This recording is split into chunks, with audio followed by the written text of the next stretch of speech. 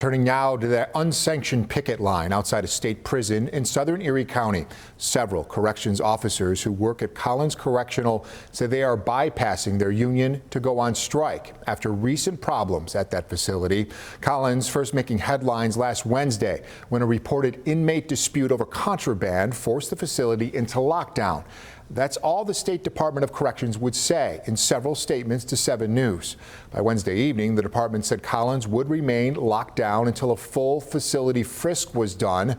Staff finished that frisk on Saturday, and that brings us to today's strike. 7 News senior reporter Eileen Buckley joins us from the facility tonight with the very latest.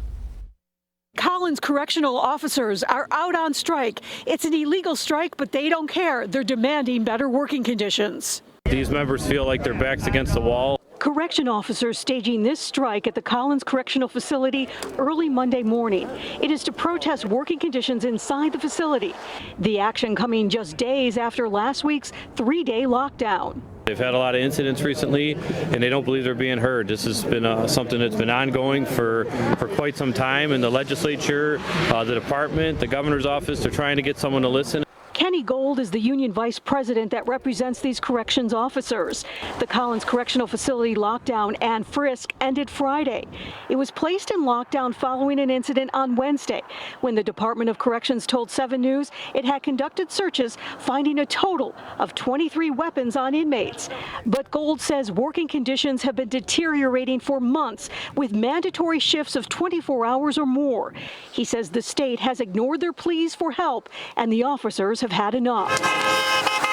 They've done nothing to address recruitment and retention. They've made open promises that they've never came through with. And this is crippling our people's home lives. I mean, they have absolutely no family life whatsoever. Pamela Welsh is also with the Corrections Union. While she supports the employees' efforts, she tells me the union did not authorize this strike.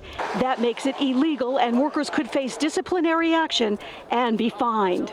I mean, we're trying to quell it. We're trying to help say, hey, you know, you shouldn't be out here doing this, but they don't care anymore. They're not going to listen to us. The Department of Corrections issued a statement saying, in part, the state negotiated a new labor agreement with the union. It included pay hikes and paid parental leave. It also stated it instituted new policies and procedures to reduce the amount of contraband entering the facilities. Corrections guards who were on their shifts when the strike started have to remain on the job at the facility. They're probably going to be there for long haul. Now, a similar strike is also underway in Elmira. These striking workers here in Collins tell me they're in it for the long haul until their demands are met. In Collins, Eileen Buckley, 7 News.